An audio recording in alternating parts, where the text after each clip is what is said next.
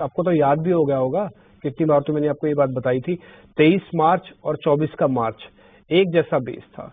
इससे पहले ये शेयर टूटा हुआ स्ट्रॉन्ग बेस बनाया और बढ़िया बढ़िया पुल बैक देना शुरू किया, एवरेजेस आ गई। तो वीकली है, अगर मैं आपको बोलूँ ना इसका आप डेली भी चेक करोगे तब भी आपको अच्छा से दिख जाएगा। आप ये देखेंगे कि स्ट्रॉन्ग बढ़िया वाला बेस बना, फिर ब्रेकआउट्स होना शुरू हो गई है।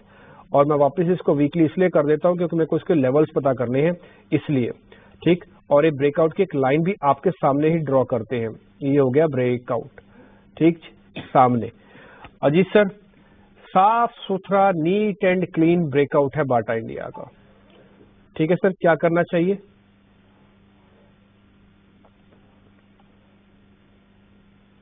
Good morning Dimpy.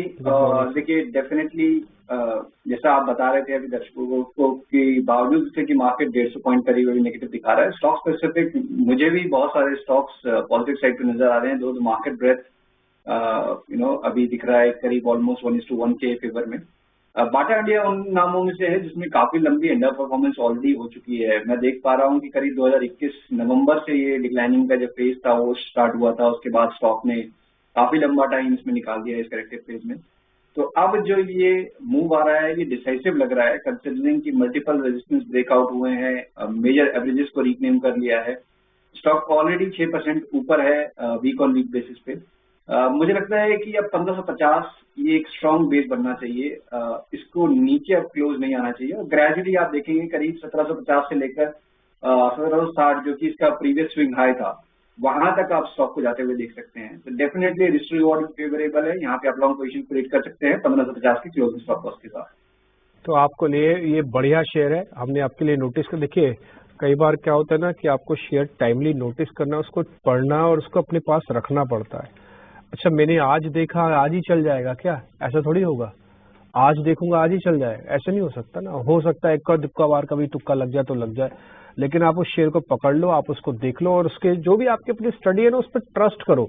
और अगर आपको उससे अच्छा मैं बताता हूँ राहुल जी के बारे में। राहुल जी आपको तो याद है ना जब 24,400-500 लग रहा था तो मैं और आप बार बार कह रहे थे कि भाई यहाँ पे आके हमको जस्टिफाई नहीं हो रहा है। उसके बाद फिर मेरे सहयोगियों के पास भी काफी सारे क्वेश्चंस हैं पूछने के लिए। जहाँ पे शॉर्टिंग हो रही है एक्सेस के अलावा दूसरा एक शेयर है वो है सेल का, steel authority of India limited. एक बार दिखाना, वॉल्यूम भी अच्छा है इसमें।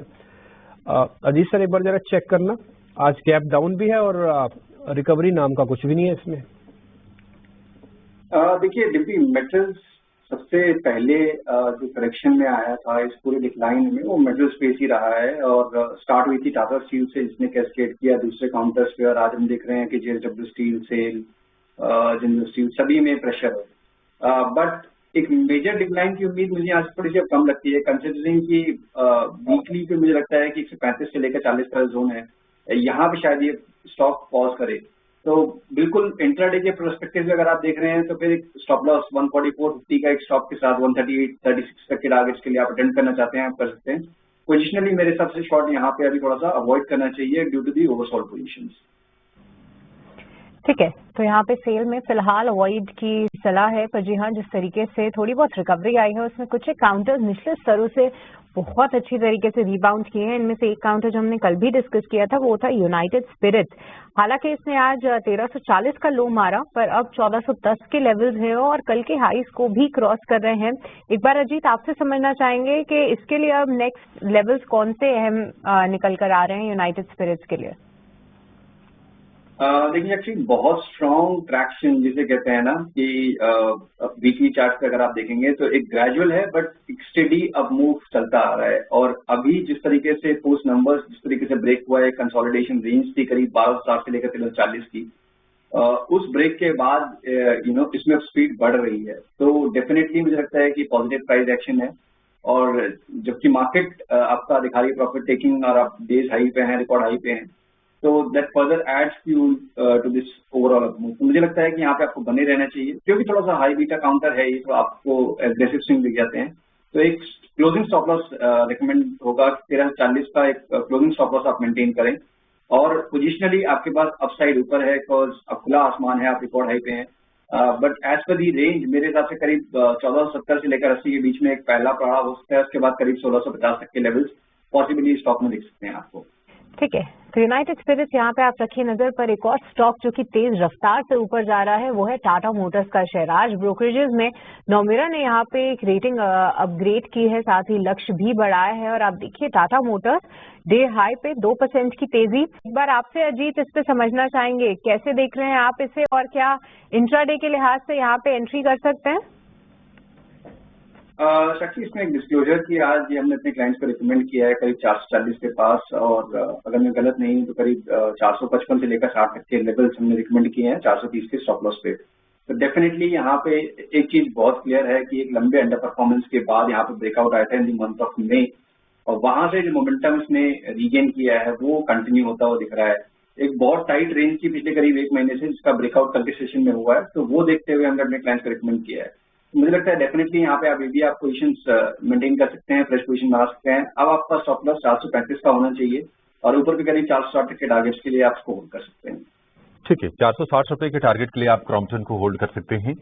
बाजार में देखने की रिकवरी थोड़ी सी और बढ़ गई है, और अब जो एमटीएल तो मैं देख पा रहा हूँ इस महीने करीब 118% ये ऑलरेडी ऊपर है, और यहाँ पे आप एंटर करना विदाउट एनी पॉज ये स्टॉक चल रहा है तो थोड़ा सा मेरे हिसाब से रिस्की रहेगा। तो स्टॉक सर्किट फिल्टर में ट्रेड कर रहा है, शायद डिक्लाइन भी अगर होंगे तो उस तरीके से ही होंगे।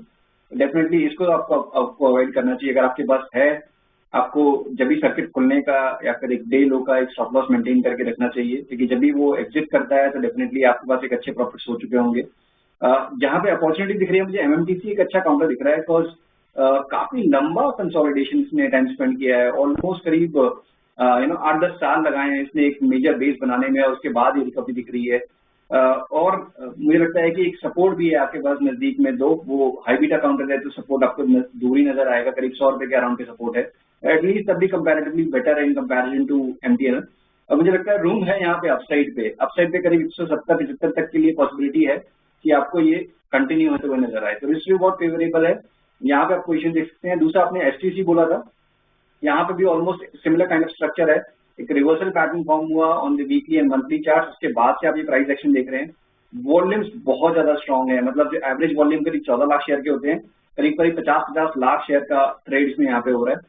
तो मेरे हिसाब से अगर आपको मोमेंटम में पार्टिसिपेट करना है तो डेफिनेटली आप यहाँ पे कंसिडर कर सकते हैं 204 रुपए के स्टॉप लॉस के साथ, और ऊपर पे करीब जो प्रीवियस स्विंग आया था करीब 295-298 का, पोजिशनली वहां तक के लिए स्टॉक में पोटेंशियल है। बट अगेन ध्यान रखिए ये हाई बीटा काउंटर्स हैं, इन लोगों क्वांटिटी कम रखेंगे तो ज्यादा बेटर रहेगा। 700 पॉइंट की करीब गिरावट अभी आपको दिखेगी स्क्रीन पर बैंक निफ्टी के अंदर, करीब 700 पॉइंट की। और आपने एक चीज और नोटिस की होगी, जो पैटर्न है ना गिरने का, वो करीब 9:45 बजे से बिल्कुल डिप्टी, देखिए काफी लंबे टाइम से हम स्टॉक के बारे में बात कर रहे हैं। ऑनेस्टली एक टाइम तक ऐसा था कि ये भी एक लंबा अंडर परफॉर्मेंस के जूझने के बाद बेसिकली जिस तरीके से आप दिख रहा है कि एक डिसाइसिवनेस ट्रेंड के अंदर, तो वो अभी भी कॉन्फिडेंस दे रही है कि जैसे कि आज के सेशन में भी हो सकता है थोड़ा बहुत वॉलिटिलिटी की वजह से आपको ऊपर नीचे देखने को मिल जाए, बट क्लोजिंग बेसिस में लगता है 312 के लेवल्स को आपको होल्ड करना चाहिए, और आप दोबारा से इसमें एक नया हाई बनते हुए देख सकते हैं। मैं भी बेसिकली सेक्टर्स को स्कैन कर रहा था इन दी इंटरिम, तो एनर्जी बास्केट अभी भी मुझे लगता है कंपैरेटिवली बेटर है। अगर आप ऑयल एंड गैस को देखेंगे तो कंपैरेटिवली बेटर है इंडेक्स को अगर आप देखेंगे, तो मुझे लगता है कि यहाँ पे रिस्क टू रिवॉर्ड और पोटेंशियल की अगर मार्केट में रिकवरी आती है तो यहाँ पे स्ट्रेंथ बढ़ेगी, उसकी प्रोबेबिलिटी हाई है। तो 336-340 तक के लेवल्स यहाँ पे पॉसिबली दिख सकते हैं, तो 312 के स्टॉक के साथ डेफिनेटली आप अटेम्प्ट कर सकते हैं लॉन्ग पोजीशंस को। ठीक है, तो ओएनजीसी यहाँ पे आपके लिए सलाह, पर इस बीच देखिए टाटा मोटर्स हमने 2% की तेजी के साथ डिस्कस किया था, 3-3.5% का उछाल देखने को मिल रहा है। आईडीबीआई बैंक कैसा दिख रहा है आपको? बिल्कुल सृष्टि, देखिए काफी ज्यादा स्ट्रेंथ है। कल के सेशन में जिस तरीके से इसमें क्लोज हुआ था, एक रेंज ऑलमोस्ट करीब 5 महीने लंबी रेंज जिसमें 95 से लेकर 75 का एक बैंड बेसिकली इसमें ट्रेड कर रहा था, उसको इसने ब्रेक किया कल के सेशन में, और आज उसी का कंटिन्यूएशन दिख रहा है मूव में। तो मुझे लगता है कि अब 95 आपका एक स्ट्रॉन्ग बेस बन गया है, ऊपर पे करीब 115 से लेकर 120 तक के लेवल्स पोटेंशियली यहाँ पे आप पोजिशन देख सकते हैं। तो यहाँ पे आप डेफिनेटली लॉन्ग वेट कर सकते हैं 95 के स्टॉक के साथ। ठीक है, 95 का स्टॉप लॉस आईडीबीआई बैंक के लिए। अच्छा राहुल जी, आप जरा बेसी चेक कीजिए, लगातार गिरावट के बाद हमने कल देखा कि ये शेयर तगड़े मूव्स दिखा रहा था, और आज हम देखें कि फिर से थोड़ा ठंडा पड़ रहा है 24 रुपए के आसपास। क्या ये चलेगा यहाँ से, या फिर से एक रेंज में चला जाएगा, या फिर से अपनी तेजी कमा देगा?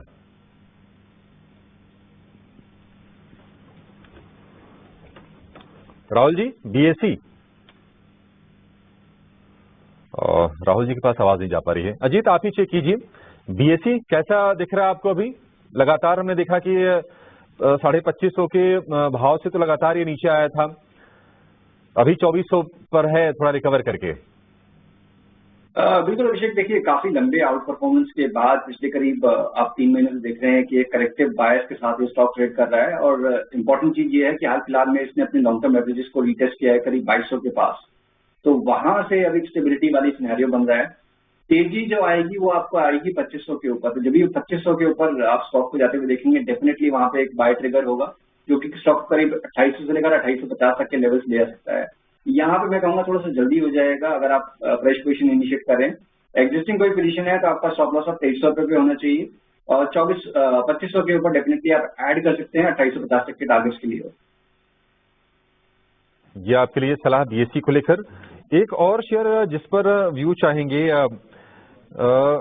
आरबीएल बैंक, हालांकि आज ब्लॉक डील हुई है, बेरिंग पीए ने अपना स्टेक बेचा है, इसमें अब ऑफलोड किया, 230 रुपए का भाव है। शुरुआती जो गिरावट आई उसके बाद हम देख रहे हैं कि थोड़ा स्टेबल होने की कोशिश कर रहा है आरबीएल बैंक। इस पर अजीत आपका क्या व्यू है? देखिए विजय कि मैं काफी लंबे टाइम से इस स्टॉक को वॉच कर रहा हूँ, बिकॉज 260 के पास इसमें काफी स्ट्रॉन्ग बेस फॉर्मेशन हुआ था, बट एक्चुअली में वो फिजल आउट हो चुका है। तो जो सिचुएशन बंधन बैंक की थी काफी लंबे टाइम की अंडर परफॉर्मेंस के बाद, कुछ इसी तरीके की परफॉर्मेंस इसकी भी थी। इम्प्रूवमेंट का जो सिनेरियो बन रहा था 260 के पास वो फिजल आउट हो गया है। तो मुझे लगता है कि अब यहाँ पे अंडर परफॉर्मेंस दोबारा शायद रह सकती है, तो नियर टर्म में आपको दोबारा से 220 218 तक के लेवल्स रिटेस्ट होते हुए नजर आ सकते हैं। तो अगर आपके पास पोजीशन है डेफिनेटली आपको अवॉइड करना चाहिए, एग्जिट करना चाहिए। और जैसे हमने आईडीबीआई की बात की, वो एक अच्छा कैंडिडेट हो सकता है। और साथ ही साथ कुछ एक नाम जैसे एचडीएफसी बैंक जो आपको डिम्पी ने हाईलाइट करवाया था, वो कुछ ऐसे नाम सकते हैं जहाँ पे आप स्विच कर सकते हैं विद इन दी बैंकिंग। चलिए, ये तमाम स्टॉक्स पर व्यू। एक छोटे से ब्रेक ले रुकेंगे, ब्रेक के बाद लौटेंगे तो कुछ और शेयरों को चेक करेंगे और आपके लिए मौके खोजने की कोशिश करेंगे बाजार में। अपने जाएगा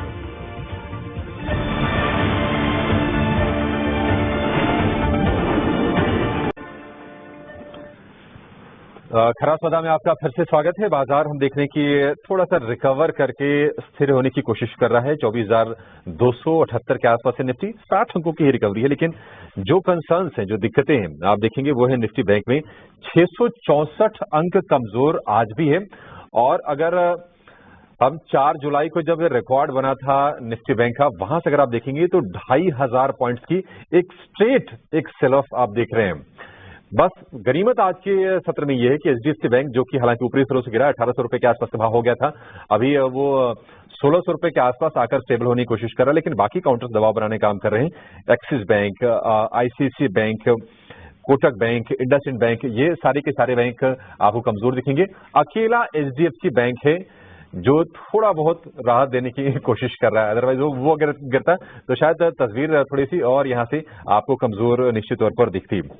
अजीत, ये बताइए, देखिए फंडामेंटल की चर्चा नहीं करेंगे आपके साथ, आप जरा प्योर टेक्निकल देखिए, बता सकते हैं कि कहीं कॉन्ट्रा ट्रेड ले सकते हैं बैंकिंग में? देखिए इंडेक्स की अगर आप बात करें अभिषेक, मुझे लगता है थोड़ा सा यहाँ पे अभी जल्दी होगा, कंसिडरिंग 2 रीजन है। पहला तो एक क्लियर डाइवर्जेंस पहले से ही थे, जबकि निफ्टी आपका हाई बना रहा है और आप रेंज बाउंड चले जाते हैं। दूसरा, आपने अपने शॉर्ट टर्म एवरेज हमने बात की कि कौन से stocks with in the sector out perform कर सकते हैं अगर यहाँ से रिकवरी आती है, तो डेफिनेटली उसमें से एचडीएफसी एक ऐसा नाम होगा। आईसीआईसीआई बैंक मुझे लगता है कि एक ऐसा नाम हो सकता है, बिकॉज वहां पे भी कंपैरेटिव टू एक्सिस एक अच्छी पोजीशन बनी हुई है। और lastly from the PSC basket हमने आईडीबीआई की बात की, जहां पे कि काफी ज्यादा स्ट्रेंथ दिख रही है। प्राइस एक्शन दो वो न्यूज बेस्ड है, बट मुझे लगता है कि जब प्राइस एक्शन में वॉल्यूम कुछ कह रहे हैं तो उस पर फोकस करना चाहिए। But for time being now मुझे लगता है एग्रेसिव लॉन्ग्स बैंकिंग के आप अवॉइड ही करेंगे तो बेटर रहेगा, बिकॉज जो मेजर नेक्स्ट बेस आएगा वो करीब 49,700 800 के पास आएगा, जो भी यहाँ से करीब 700-800 पॉइंट दूर है। तो banking for time being is an avoid. Selective buying या एक्यूमुलेशन आप कह सकते हैं कि जो कर सकते हैं, जो नाम हमने डिस्कस किए। ठीक है, आईडीबीआई बैंक में कल हमने बड़ी तेजी देखी, आज भी तेजी है और ये खबरें निकल के आ रही हैं कि फिर से जिसको विनिवेश वाली जो प्रक्रिया है वो शुरू की जा सकती है। आपको बता दें कि सरकार की और एलआईसी की इसमें 45% के आसपास हिस्सेदारी एलआईसी की है, 49% के आसपास की सरकार की है। आईडीबीआई बैंक आज भी चल रहा है। ट्रिगर्स इसके अलग हैं, आप इसको निफ्टी बैंक से या फिर बैंकिंग सेक्टर से एसोसिएट करके मत देखिएगा, बिल्कुल अलग है इसकी चाल आपको दिखेगी। एक शेयर जरा कैश का है, वो जरा पूछ लेते हैं आपसे। जी डीलिंग जरा चेक करेंगे। अच्छी रफ्तार से ये शेयर चला, 650 रुपए के आसपास गया, फिर थोड़ी सी प्रॉफिट चेकिंग आई, फिर से चलने की कोशिश कर रहा है। क्या स्ट्रेंथ आपको और इसमें दिखेगी आगे? बिल्कुल, देखिए अभिषेक, इस तरीके के स्टॉक्स जो कि मार्केट के थोड़े से डिफरेंट ट्रेजेक्टरी पे दिखाते हैं, खासतौर से mid cap basket, small cap basket में ऐसे कुछ स्टॉक्स जहाँ पे कि प्राइस एक्शन और वॉल्यूम दोनों ही कोइंसाइड कर रहे हैं ऑन एवरी राइज। तो इसी तरीके का कुछ ट्रेंड डीलिंग में दिख रहा है। काफी मेजर कंसोलिडेशन, बहुत सालों की एक रेंज में इसने स्पेंड करने के बाद इस तरीके का मूव हम देख रहे हैं। तो मुझे लगता है कि जब तक कि आप शॉर्ट टर्म एवरेजेस को रिक्लेम कर रहे हैं, मेंटेन कर रहे हैं, तब तक आपको होल्ड करना चाहिए। तो अभी आपके शॉर्ट टर्म एवरेज करीब 565-70 के पास प्लेस है। क्योंकि हाई बीटा काउंटर है, तो आपको अगर उतना स्टॉप लॉस नहीं कर सकते हैं तो डेफिनेटली आपको अवॉइड करना चाहिए। और ऊपर पे फिर आपको ये अनचार्टेड टेरिटरी में है, तो अपसाइड आपका ओपन है। तो 675 अगर ब्रेक हो जाएगा तो 720, 750 तक के लेवल्स भी इसमें पॉसिबल हैं। तो 565 के क्लोजिंग स्टॉक के साथ डेफिनेटली आप इसको एक्यूमुलेशन के लिए देख सकते हैं। करना है, थोड़ा सा स्टॉप लॉस आपको डीप रखना पड़ेगा 565 का डीलिंग के लिए। ये बेसिकली आप इसको जानते होंगे कि राउटर बनाने वाली कंपनी है, लेकिन इसका बिजनेस डाइवर्सिफिकेशन बहुत अच्छा हुआ है। अब ये सीसीटीवी कैमरेज, उसकी cable, DVR, digital video recorder जो होता है वो बनाती है, और अच्छा वो सेगमेंट बड़ा पिकअप कर रहा है और आगे आने वाले समय में डिमांड भी काफी अच्छी रहेगी। तो डीलिंग ये आप ध्यान रखिएगा, और आपको जो स्टॉप लॉसेज जो टारगेट बताए हैं आपको जी ने, उसका भी ख्याल रखिएगा। अजीत, बहुत शुक्रिया आपका समय देने के लिए, और तमाम स्टॉक्स पे बहुत अच्छे से अपनी राय हमारे सामने रखने के लिए। कोई डिस्क्लोजर आप शेयर करना चाहेंगे? बिल्कुल जी, देखिए बहुत सारे स्टॉक जो हमने डिस्कस किए वो हमने अपने क्लाइंट्स को भी रिकमेंड किए हैं, और उस तरह की पोजीशन है। पर्सनली मैं कोई भी स्टॉक होल्ड नहीं करता। ठीक है, चलिए, thank you so much sir, thank you आज समय देने के लिए। तो 10 बज गए हैं और विश्वमोहन स्टूडियो में हमारे साथ तैयार हैं कमोडिटी 10 बजे 10 मिनट लेकर।